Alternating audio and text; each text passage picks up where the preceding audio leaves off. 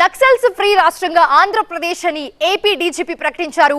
కేంద్ర కమిటీ సభ్యుడు చెల్లూరు నారాయణరావు సహా 9 మంది ఏపీ డీజీపీ ముందు లొంగిపోయారు. మావోయిస్టుల నుంచి భారీగా ఆయుధాలు స్వాధీనం చేసుకున్నారు. ఏపీలో 31 మంది మావోయిస్టులు అరెస్ట్ కాగా 106 మంది ఇప్పటి వరకు లొంగిపోయారన్నారు డీజీపీ. ఇక ఇవాల్టితో ఏపీలో మావోయిస్టుల కార్యకలాపాలకు ఎన్ కార్డు పడిందన్నారు డీజీపీ. ప్లేస్కి మనం అట్లా చెప్పకూడదు.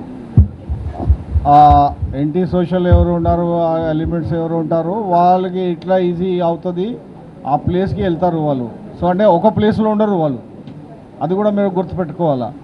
సో కాన్స్టెంట్గా మనకి మన సైడ్ నుంచి అబ్జర్వేషన్ ఉంటుంది. మన యాక్షన్ ఏఓబీ రాష్ట్ర కమిటీ సభ్యుడిగా ఉన్న నారాయణరావు ఇప్పుడు జనజీవనంలోకి వచ్చారు.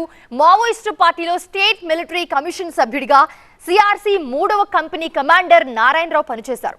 పీపుల్స్ వార్లో వివిధ హోదాల్లో కీలకంగా పనిచేశారు నారాయణరావు అలియాస్ సోమన్న. అయితే అల్లూరు సీతారామరాజు జిల్లాలో గాజర్ల రవి, అరుణ లాంటి నేతల ఎన్కౌంటర్ల తర్వాత నారాయణరావు కీలక బాధ్యతలు నిర్వహించారు. నారాయణరావు స్వస్థలం శ్రీకాకుళం జిల్లా బాతుపురం. ఇటీవలే ఆయన ఆయుధాలతో సహా లొంగిపోయారు. ఆయనతో పాటు AOB special zonal area divisional కమిటీకి చెందిన మరికొంతమంది కూడా ఉద్యమాన్ని వదిలి జనం బాట పట్టారు.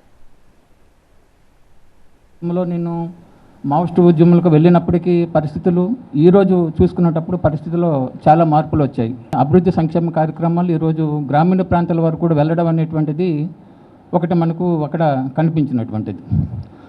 అలాగే మారినటువంటి పరిస్థితుల్ని పార్టీ ఎప్పటికప్పుడు దాన్ని అప్డేట్ కావడంలో కూడా పార్టీ వైపు నుంచి వైఫల్యం ఉంది.